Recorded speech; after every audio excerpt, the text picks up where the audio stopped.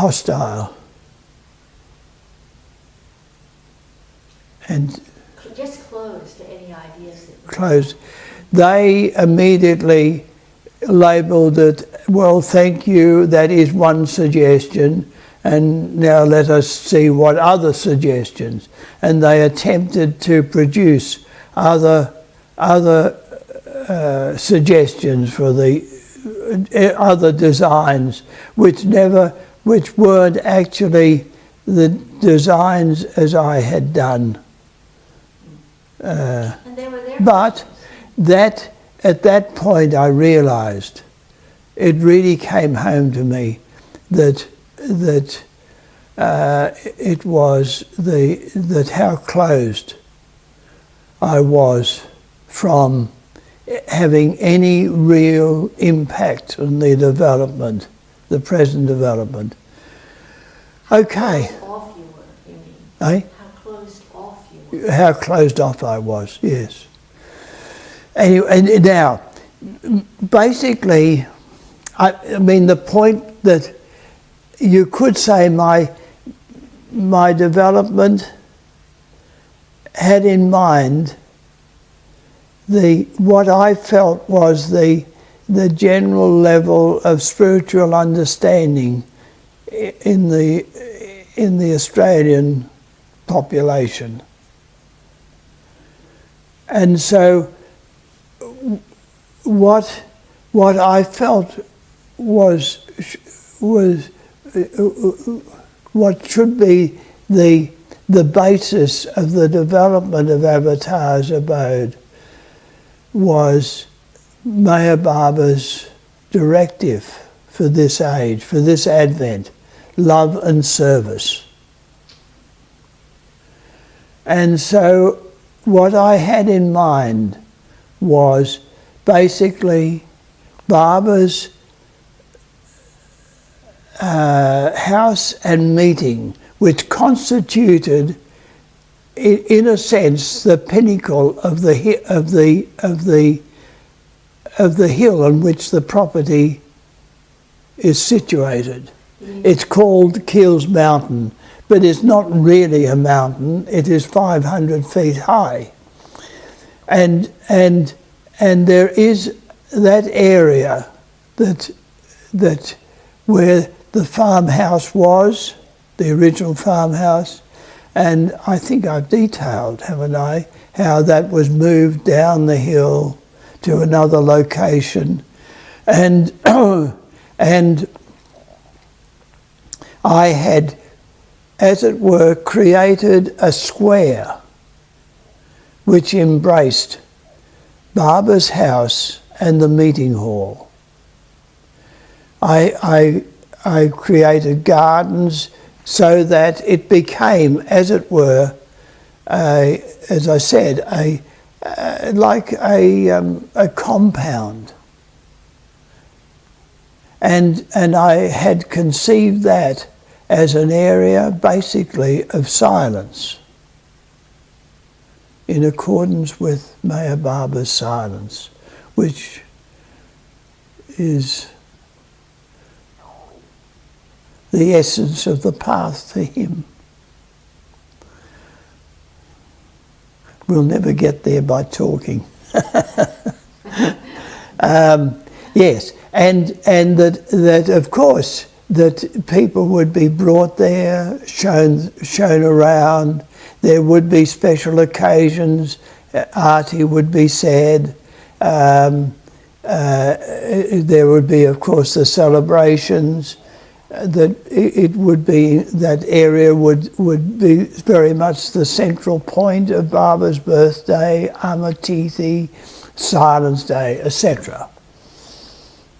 But it would be essentially, as I said, also a place of silence so that people could meditate, read, but be with Baba, just simply being with him in that area where his presence is so strong. And then that area, what I conceived was, you could say, two arms surrounding that area. On the one arm is what I would say was the love arm, and that was a series of accommodation, a library, you know, the general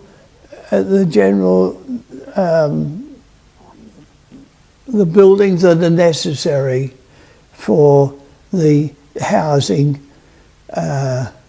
and Reception. yeah, no, the reception would be of course at the entrance. Okay.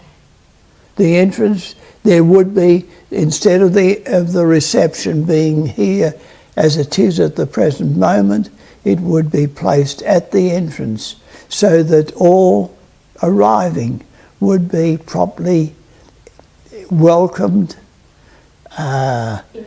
introduced, explained, shown a DVD of the property of Baba, whatever was necessary for in terms of old and new, and of course the administration would also include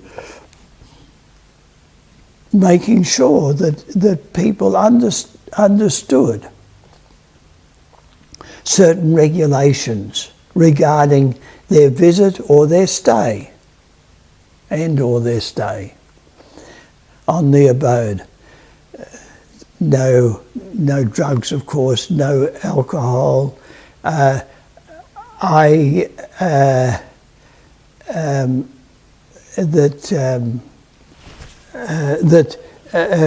Married couples could be in the cottages, in suitable accommodation, but unmarried couples were to live separately as men and women. And there would be accommodation provided for that. And then on the other arm would be the service. And the service would be, to me, an emphasis on the education, you could say, the opportunity for people to absorb all the teachings, the spiritual teachings that have been handed down over the ages by Avatar, Christ, God in human form, by perfect masters, not less than perfect masters. And that has been restated so beautifully, so clearly, so appropriate for this age by Baba himself in English. That's the astonishing thing. No translation. What we have received has been approved, has been gone through by Baba and approved, even if it's not been written by him. Certain messages Baba gave the theme for certain messages that were given from time to time on the tours that Baba gave in India and elsewhere. But they were always read out to Baba and approved. So you have the two arms, love and service. And of course the service aspect would also hopefully include that certain land would be reacquired around the abode and could be utilised for care, aged care, for the youth sahavas, although the youth sahavas could also be held on the abode as it is at the centre, Myrtle Beach Centre in America. Yeah. And Myrtle Beach is such an example. Yes, exactly. Yes. That again was something that I felt very strongly, and I have stated that in my book very clearly, how we should be, instead of asserting ourselves as Australians and therefore different, we should accept the fact that we are all one brotherhood, all seeking to please Baba in how we conduct ourselves, with the aim of growing closer to him and eventually becoming him. But and in doing so, we should take note of the detailed attention that he had given to Mehrabad and Mehrazad, but particularly Myrtle Beach Centre, which he has indicated would be the centre of his awakening, of his manifestation in the world.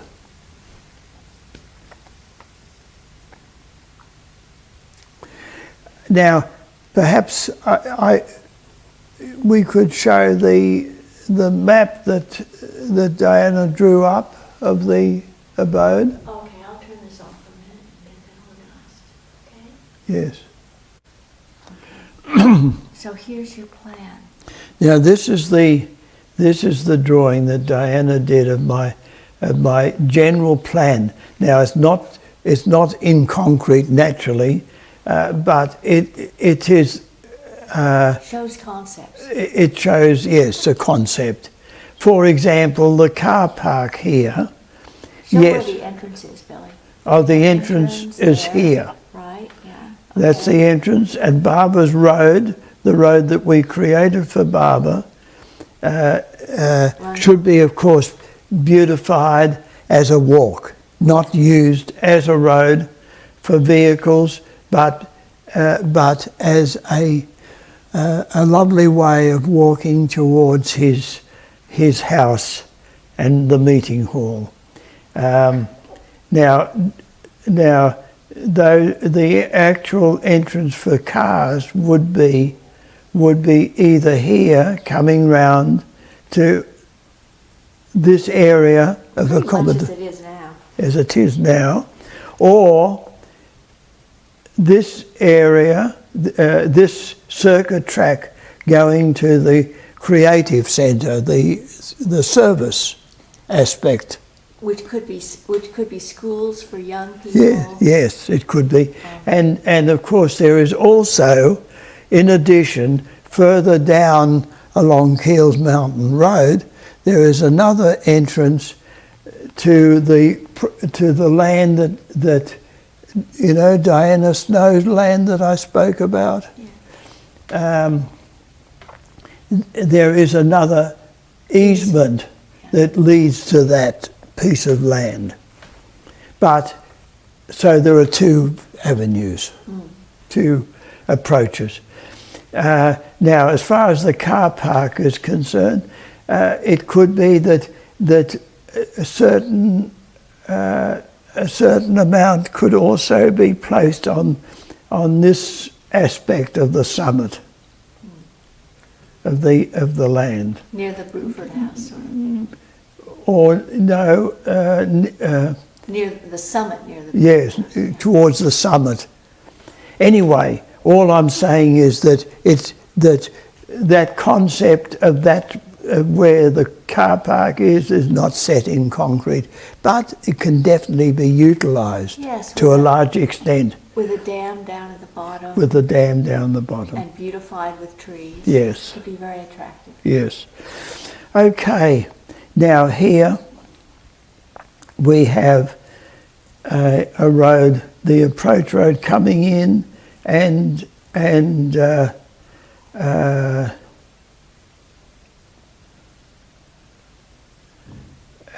where the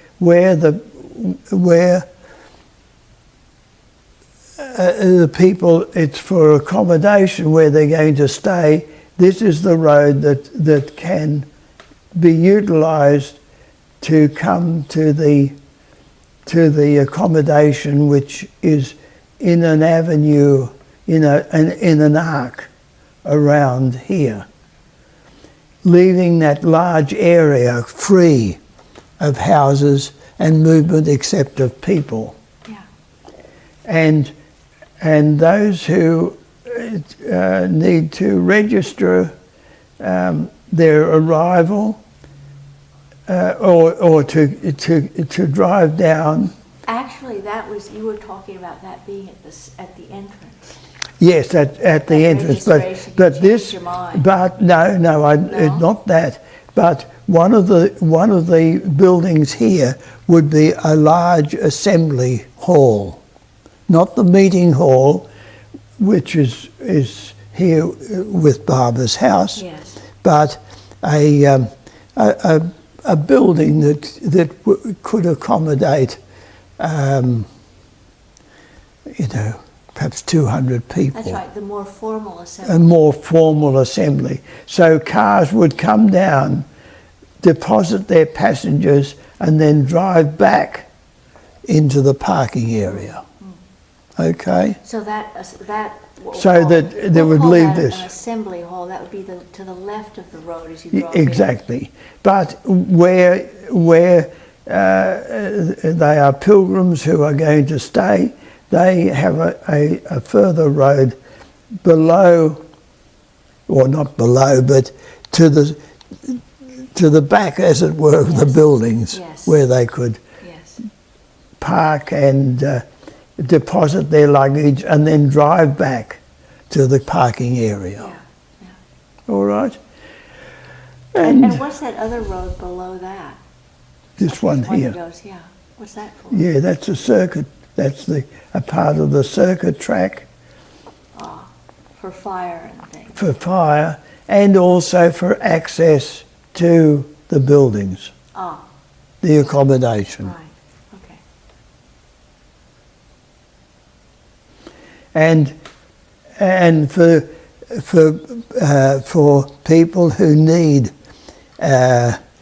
wheelchair access to Barbara's house, it allows a path, A special track for them. that would lead towards Barbara's house. But again, it's not a matter of being, this is where it should be, but the general idea is consideration of these points. Children's play area should be away From Barbara's house. at Barbara's house. Well, no, here, this is, I'm sorry, here, this is a part of the children. Well, it was there. It was there. Again, I think that it should be further away. Just in order to keep the area as quiet as possible. Quiet. Why is that big grassy area? Why have you decided to leave that open there? So that simply, well, it wouldn't be completely open. There would be further gardens developed to increase the quietness of the Barbara area. Yes, and where were the toilets for Barbara's? And the toilets would be to the side, Right, away from Barbara's house. Barbara's house. As far as Barbara's house is concerned, what I had in mind was the present toilets, which are just adjacent to Barbara's house. Those toilets would be moved elsewhere, and and a definite archive room for Barber's special articles be there, so that would be a part. Visitors would be taken into Barber's house and then taken through in a covered walk, a very short covered walk, Yes. to an archive building where they could be shown all the precious items, Yes. Barber's Yes. coat, Yes. Barber's sadras, Barber's hair, and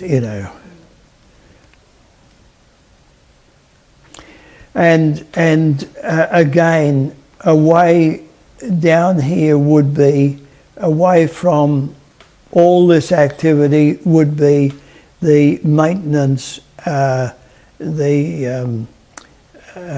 nursery for the development of plants to be utilised on the property, maintenance of machinery, the storing of machinery, the maintenance of material of machinery, etc. So It when would you be down pointed here. your arm of love, show me where your arm of love is. The arm of love is this. This. Okay. Is this, Okay. and the creative, Arm the of service side is here. It is leading to that piece of land that we have, that 33 acres of that Diana Snow handed over to me, that I've spoken about. Yes. And a lot of the rest of the abode, there's a lot of property there you could use. Oh yes, and that again, Yeah, for schools, remember? more land could be utilised, and of course land could be acquired, Yes. which even with slopes can still be utilised, developed in certain ways. It still doesn't mean that buildings can't be created there. Okay, shall I show you the other Yeah. drawings? Sorry. And these are simply sketches that Here's of Baba's house. Barber's house. I did have in mind a second roof being. See, you can read it. It tells Oh, about I it see. there. Barber's house returned to its original design, yes, with a protecting covering consisting of a guaranteed Galvanized. galvanized iron roof supported by solid timber poles, offering a natural flow of air and protection from the weather. That was my idea. Yes, and especially returning it to its original condition. Yeah. And Why would you want that? so that that pilgrims can relive the wonderment of Barber's arrival, of the car being driven under the veranda, the key being, in other words, being told and shown the places where Barber sat or walked, Yes, yes. stood and walked and sat. Okay, so what's this? And this is the reception centre on the On right. the right, with lots of windows, and bookstore on the left, with smaller windows affording more internal display space. That was in the front, That was, at the entrance. yes, not the entrance of the property, but sort of across from the big assembly building. Oh yes, that's right, yes. That's another area. But there would be again another reception area at the entrance that would vet Yes. people. Yes. Yeah. Yes. And would be administration centre, such as Myrtle Beach Centre has, where there is a locked gate. Okay, now can you read this, what that says? Or is it too hard to read? Raised off the ground to prevent white ants, yes. See, this is a multi-purpose building. A multi-purpose building. Okay. Timber flooring, ornamentation or beautify, sky vent, skylighting. So I just said like Barber House to prevent the white ants. Yes. And covered walkways connecting buildings. Ah, yes, from one building to another. And the toilet facilities at the other end. Yeah.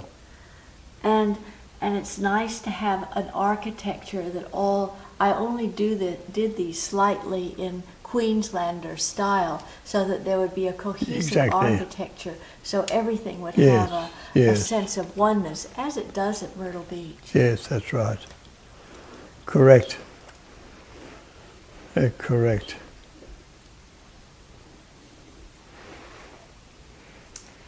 Okay, so Yes, everything done with the definite idea of enhancing not only the beauty, the natural beauty that Barber has given, has provided in the place, but also that wouldn't detract in any way from the mind being absorbed by the beauty. Yes. And the presence, his presence. Yeah. J. Barber. Well, now that I've completed the history, of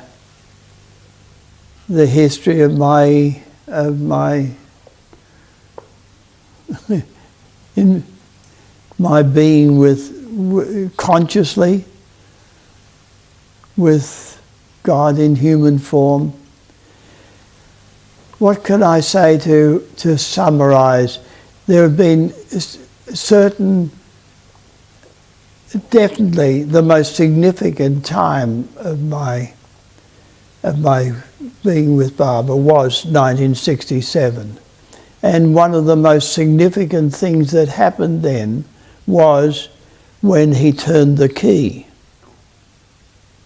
There's no question that was the real beginning of the manifestation of the growing manifestation of Barber's presence here in Australia. But also it was a culmination. There was no question that it was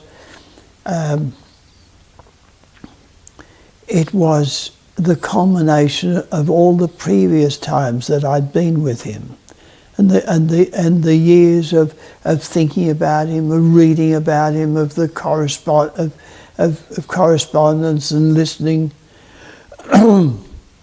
to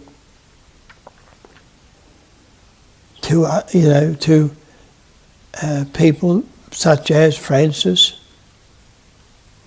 and particularly Erich in 1967. And so perhaps I could read that you could say it sums up my position at present. You still feel comfortable in that, even though you wrote it so many years ago? Yes. Well, I wrote it, 20 years ago. Yeah. As I said at one point in writing, I said 45 years. Well, it's now 65 years. Actually, I think to be accurate is 66, but never mind. Thereabouts. Yes, that's right. It's 66. So it's the final chapter of my account of my life with Barber, and I've called An End and a Beginning, and that's a good title, even if I say so myself.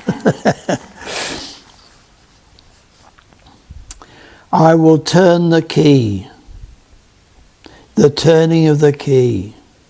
What an enigmatic phrase, yet without understanding intellectually how profoundly moving it is, a door opening to the furthest reaches of the imagination. When beloved Barber turned the key in 1967, I simply accepted it as his loving assurance to me that the results would be according to his wishes. I did not ponder over or question his words. I never have. And I've never wondered about and waited, concerned, the outcome of his words. One thing is certain, I accept in the core of my being that he knows exactly what he is doing. I felt that in 1954, as I've spoken about it before. I felt it then, and that conviction, you could say, is nothing more than has been nothing more than strengthened. Yet when he would send me a message, as he did, that something momentous would happen on such and such a date, I must admit that I never waited with bated breath for that date. In a real sense, every moment was momentous when one felt his loving hand in one's life. At the same time, I regret now my somewhat casual attitude to his words. I feel that I missed something then that could have meant an even deeper experience of his loving kindness, of his touch in the heart. I regret now, mind you, so many moments of his love taken too lightly. His turning of the key was one such moment. Did it involve beloved Baba in more strain in his work? Did it add to his burden? Meher Baba is God, but he is also God-man. And during his life on earth, he must attend to every minute detail of his creation for the coming 700 years until he returns again. So I wonder and regret, but for Australia, the results of that moment in time manifested and continue to do so. In hindsight, as I think about it, I see his early links with Australia, sending Rustam Irani, here in 1932, although Rustam was not allowed to land, agreeing to Margaret Crusk's invitation in 1939 to conduct ballet examinations and classes, although it was never fulfilled. And again in the early 1940s, asking that a package of his printed messages be sent to Australia. And a woman pupil of Margaret's who had met Baba in England in 1932, readily agreeing to receive them. The dispatch of his discourses to the Sufi society here in mid-1940s. All this as the preparation of the ground. His first and second visits as the planting of the seed, and the turning of the key as the crucial impetus of the germination of that seed of love. It was certainly a most significant moment in the spiritual history of Australia. This, of course, includes myself and my own history. And what effect has my beloved Meher Baba had on me after some 45 years, which of course, as I've said, is now 65 years. It is indeed difficult to see oneself objectively, and in any case I have little interest in doing so in a definitive degree. At best, I like the feeling of being useless mental baggage, of losing. At best, I like the feeling of losing useless mental baggage over the years, of lessening concern for the ephemeral personality and the returning again and again to the goal of, quote, being true to the trust he has reposed in me, end of quote. But then, in thinking on this question, certain things do stand out. When beloved Baba says that the answer to all one's problems is to love him more and more, I find this increasingly to be true. The often overwhelming preoccupation with the world and its affairs that I have created for myself, the frequent absorption in the kaleidoscope of my mind impressions, all this fades as the effort increases to measure up in love to that which he wishes of us. With this effort, fear of the known and unknown also fades. And it helps to remember the Buddha's words. Before I became the Buddha, sometimes while walking in the forest, the great fear would come upon me, and I would continue walking. Sometimes I would be sitting, and the great fear would come upon me, and I would continue to sit. End of quote.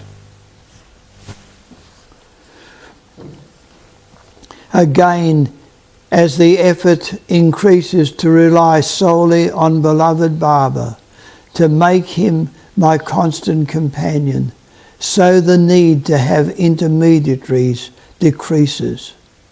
The Mandali and close disciples continue, whether alive or dead, as a source of clarification and inspiration of what Baba wishes of us in life. But the relationship with beloved Baba is one-to-one. He is the reality within every being and thing. All this I try to remember. In the early 1970s, an old Parsi man told me something of his life which I remember often and which I pray I will remember and take to heart in future lives. He recounted with great depth of feeling how, as a young man, he would entertain Meher Baba in the early 1920s with his singing of songs of love for God. He said, I had a fine voice in those days, and Baba would often ask me to go to him at the hut on Ferguson College Road, Pune, and sing to him. On one such occasion, Baba seemed especially moved and said to me, come and be with me, and I will make you a man.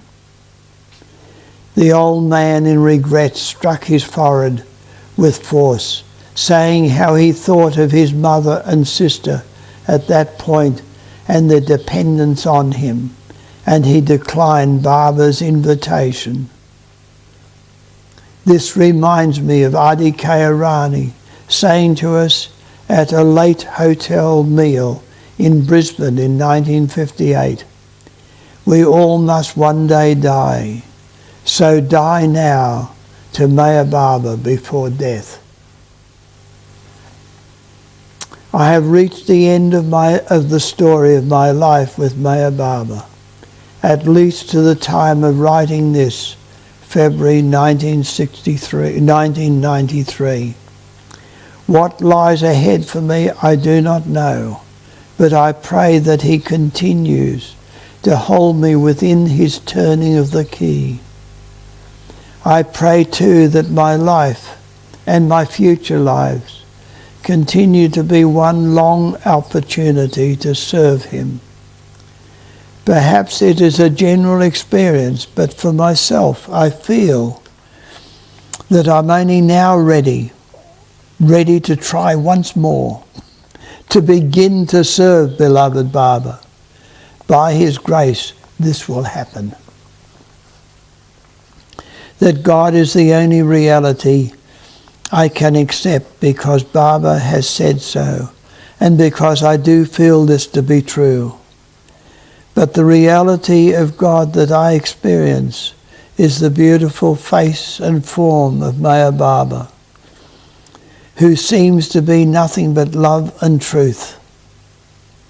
As he is my master, I accept also Baba's statements that there are 7 planes of consciousness, and that we all will in time experience God as infinite knowledge, infinite power, infinite bliss.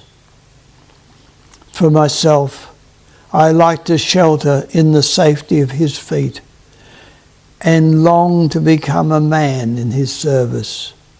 That is forever sufficient. And always I am overwhelmed with the realization of all that I have received over the years from him. It is not something I could detail. That would be impossible. In any case, it is as though it is constantly changing, an endless treasure chest. But more, it is a sense of being filled with him. And in the midst of the shadows and mist of this person called Bill LePage, ever within is a pool of joy and well-being and enthusiasm that I know is both his creation and Baba himself. That I do not always experience that pool, that so often I seem to forget its existence, that I wonder frequently where is my service to him. All that I can accept, content to have what he has given me, knowing that he is there and that I happily await his call. As he has said, and I paraphrase, I love you. Do not worry about your weaknesses. Eventually they will go. Even if they linger, love will one day consume them. Everything disappears in the ocean of love. Because I love you, you have a pool of love within you. When you feel wretched, when you fall in your weakness, have a dip in that pool of my love within you. It is always there. Even if you wish, even if you wash your weaknesses every day in that pool, it will remain clear. Don't worry. Baba loves you. That is what really matters. He has said another beautiful, very beautiful thing. Don't worry. Be happy. I will help you. Beloved Baba has done just that. He has given me a happy life through the seed of love that he planted in this land down under.